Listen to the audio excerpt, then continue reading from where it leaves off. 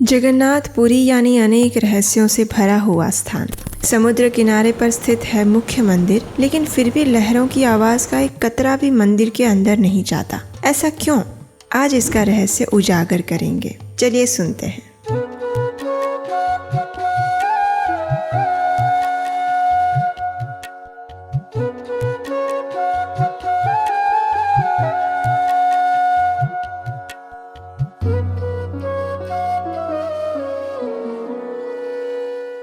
हरे कृष्णा। आप सबने ये तो सुना होगा कि जगन्नाथ मंदिर की एक और विशेषता और रहस्य ये भी है कि इस मंदिर में समुद्र की लहरों की आवाज नहीं आती है। लेकिन क्या रहस्य है इसके पीछे? तो देखिए, इसके पीछे एक रोचक कथा भी है और वैज्ञानिक कारण भी। तो पहले क्या सुनना पसंद करेंगे आप, कथा या वैज्ञानिक कारण?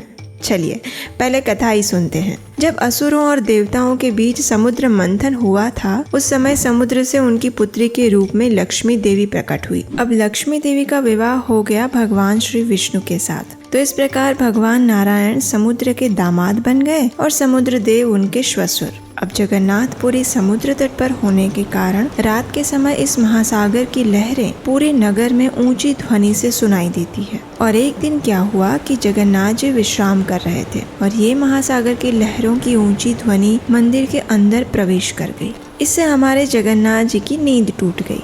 बस फिर क्या था, उसी दिन जगन्नाथ जी ने समुद्र को आदेश दिया कि आज के बाद समुद्र की ध्वनि मंदिर में नहीं आनी चाहिए। और बस उसी दिन से समुद्र की लहरों के टकराने की आवाज मंदिर के अंदर सुनाई नहीं देती। इस कार्य को सुचारू रूप से संचालित करने के लिए भगवान जगन्नाथ ने अपने भक्त हनुमान जी को दक्षिणी द्वार पर नियुक्त किया। भगवान ने हनुमान जी से कहा कि वे ध्यान से सुनें और इस बात को सुनिश्चित करें कि समुद्र की ध्वनि कभी भी मंदिर के अंदर प्रवेश ना कर पाए।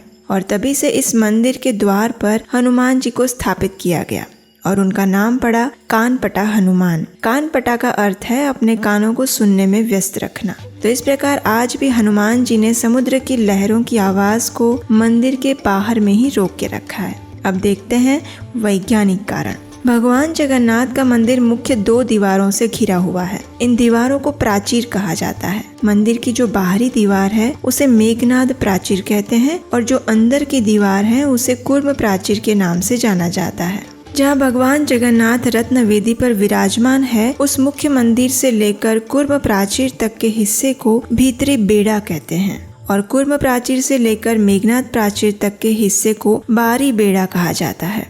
ऐसी मान्यता है कि बाहरी दीवार यानी मेघनाद प्राचीर का निर्माण स्वयं लक्ष्मी देवी ने अपनी अध्यक्षता में स्वयं विश्वकर्मा से करवाया था और इसके लिए विशेष प्रकार के शब्द रोधन प्रस्तर खंड का प्रयोग किया गया था।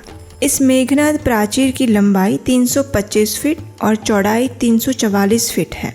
इसकी मोटाई 6 फीट और ऊंचाई 22 फीट है। अंदर की दीवार यानी कूर्म प्राचीर की लंबाई 400 फीट है और चौड़ाई 278 फुट। इस दीवार की मोटाई 4 से 5 फुट की है और ऊंचाई 20 फीट की। इन दोनों दीवारों को देखने के बाद वैज्ञानिकों की बुद्धि भी चकरा गई थी कि उस समय में इतना बारीकी से किसने ये कंस्ट्रक्शन करवाया होगा।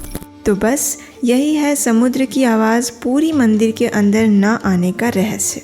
अगर आपको ये जानकारी सुनकर अच्छा लगा है तो इसे अपने मित्रों के साथ भी शेयर कीजिए ताकि उन्हें भी हमारे वैदिक संस्कृति और विरासत की महानता के विषय में गौरव का अनुभव होगा। और हाँ, अगर आपने अभी तक आपके अपने इस चैनल को सब्सक्राइब नहीं किया है तो अभी कीजिए। तो चलिए मिलते हैं एक और रहस्यमय और रोचक जानकारी के साथ अगली कड़ी में। हरे कृष्णा।